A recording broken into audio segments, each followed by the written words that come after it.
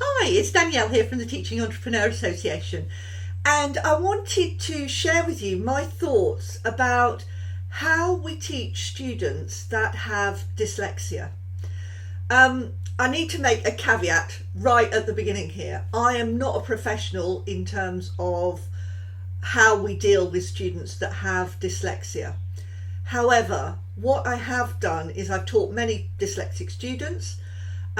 And also we've had an expert here at T to help and support us with this, because I got an awful lot of questions from student teachers, well, teachers all over, saying, how do we help our dyslexic students? So we got a professional in, and if you're a member of T, there is a resource, it's a rather large resource, on the site all about supporting students with dyslexia, and that's written by an expert. Also, for those of you who aren't members of T, there's a shortened version of this, a sort of how-to guide, if you like, that comes with this video. So if you want it, just click on the button and I'll send it to you. So I thought what we'd do was start with discussing what dyslexia actually is. And in layman's terms, my understanding is that dyslexia is a genetic and neurological condition. It's not a disease, it's a condition that affects about 10 to 15% of the population. And of those 10 to 15, 4% will have really quite severe difficulties with it. And a lot of people say, oh, well, it's only if you're this, that and the other. It has no boundaries in terms of your gender, your race, your age, all of those. It actually doesn't matter, and it certainly doesn't matter about your levels of intelligence. One of the things you might not know is that it's recognised under the Equalities Act 2010. It is considered a disability, and as teachers we have to make reasonable adjustments to support our learners who have this condition. But one of the things that is so difficult is that, first of all, students might not know they've got it. They may know they've got it, but they haven't been tested. They may know it and not tell you. There are lots and lots of reasonings behind dyslexia. Students come sometimes and say, oh, I'm rubbish at school, I'm rubbish at learning. And they're actually not. It's just that they are dyslexic. So what I wanted to do was actually share some signs of dyslexia with you that I thought might help you and may help your students, because, as I say, some students don't even know they've got it. So the first one is that they struggle with the link between comprehension and actually writing the work down. So it can be difficult to interpret what you've said and their understanding of it. They may have it up here, but to then go and write it down may be quite difficult and quite challenging for them. They may struggle with organisational skills, and they may find that taking instructions can be problematic. Also, I find they have difficulty with spelling. Now, when I say all of these things, it doesn't mean that every single student has these conditions. These are just sort of characteristics, because each person that has dyslexia there are many different types of it. And so what might suit one student may not suit another. So I just give you some sort of characteristics that are an umbrella view, if you like, of what dyslexia can be seen as. They probably struggle with reading and writing, which I think is quite a big one there, particularly with reading.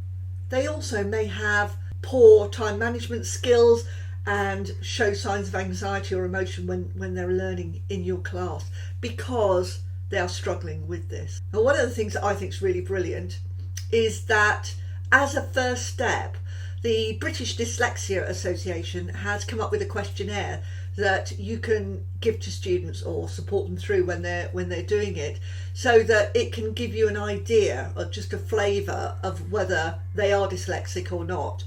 I know to go and have a full assessment of dyslexia is actually quite costly, but this could give you and them a little flavour of whether they are or not. And what I'll do is I'll put the link in the notes so that you can click on that and go to the British Dyslexia Association website and see there and take advantage of the questionnaire.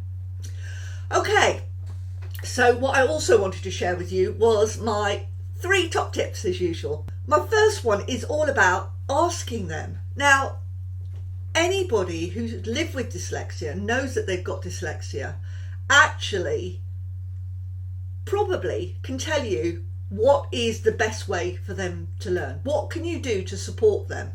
You know, it's the usual sort of different coloured papers. I know that a lot of dyslexic students don't like stark white paper with black writing, you know, black typing or black writing on it.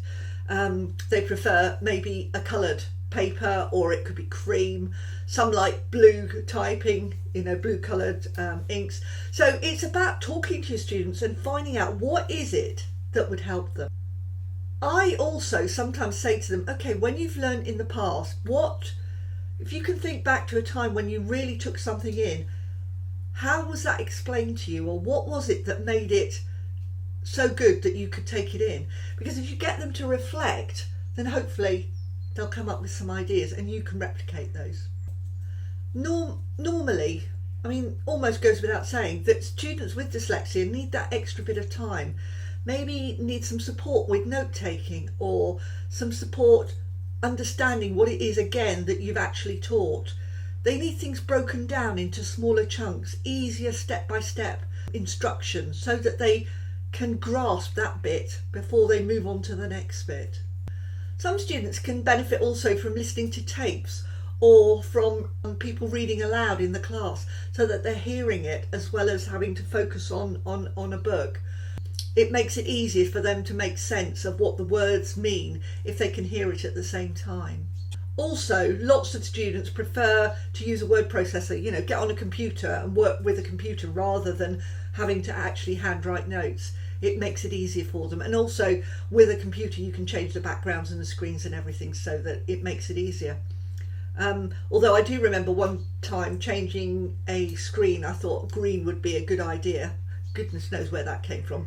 But I thought green would be a good idea for a particular student, and he went, "Whoa, no, Danielle, no." He said, "It looks like grass that's moving." Sort of, I took it like, you know, when wind's going through a field of corn and you can see it swaying. He said it's kind of like that, but with it was all green. So again, I go back to ask them, and make reasonable adjustments. My third tip is something we've already mentioned, which is about giving students smaller chunks, smaller explanations, shorter, and being really clear about what they've got to do. So if you give instructions on a piece of paper, that's fine. But what I tend to do is put another piece of paper over it so that they only see one instruction at a time, and let's just deal with that one and break that one down and just deal with each part of that before moving on to the next. The other thing I wanted to share with you, I've just gone and got out these overlays. Now I find these are really, really useful, and what I do is I give them out to the students and ask them to pick a colour. So I'm not sure if you can see that one, but that one's sort of pinky colour, and then I've got greens, different coloured greens here, blues, there's a sort of pinky coloured one, an orangey one, yellowy, and also another blue one. So what I do is I give these out because they're really useful. If you take this out, you can see that it's a coloured overlay, and then if you put it over some type, it actually turns the type a different colour. And there's also a little bar across the top, so students can put it, I don't know if you can see that, but they can put it down on each line, so it just makes it a bit clearer. And I find these really invaluable. They're not very expensive, and so I keep a couple of sets of these and I take them out to my classes when I go, so that hopefully it supports and helps students. Okay, so I hope that's been really useful to you, but I just say the caveat, I'm not an expert in dyslexia, but those are just some of the things that I've picked up. And again, if you want more, there's a huge resource in the membership site. And also I've put some more tips in a handout, so if you want that, as I say, just click on the link and I'll send it to you. Okay, until next time.